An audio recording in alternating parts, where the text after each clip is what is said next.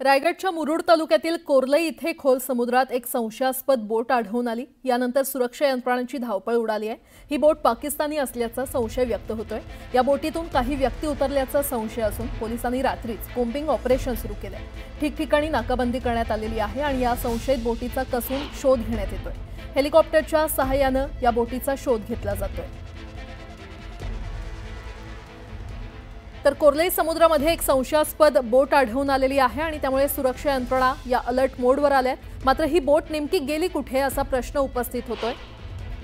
या संदर्भात अधिक माहिती देत आहेत आमचे प्रतिनिधी मोहन जाधव आपल्यासोबत जोडले गेलेले आहेत। मोहन, काय अपडेट?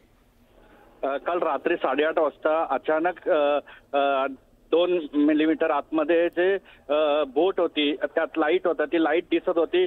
स्थानिकांनी पोलिसांना सांगण्यात आलं। पोलीस यंत्रणा त्या ठिकाणी स्वतः पोलीस अधीक्षक अचल दलाल या ठिकाणी आले, कोस्ट गार्ड आलं, नेव्ही आलं। रात्री 8:30 ते पहाटे 4 वाजेपर्यंत पूर्ण चेकिंग केलं। नंतर पोलीस यंत्रणा पूर्ण तिथून निघून गेली, सगळे यंत्रणा तिकडून निघून गेली। सकाळी पाहिलं तर तिथे काही नव्हतं। पोलिसांना फोन केला पण पोलिसांनी काही सांगितलं नाही। नंतर ती बोट बोट होती का काय होती अजूनही अद्याप कळलं नाहीये।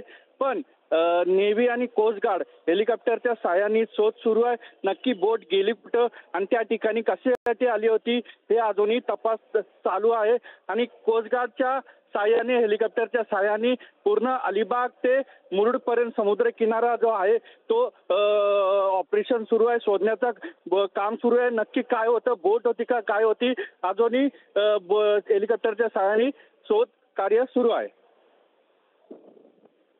बरं मोहन, अपडेट घेत राहू। तुर्तास धन्यवाद या सविस्तर माहितीसाठी।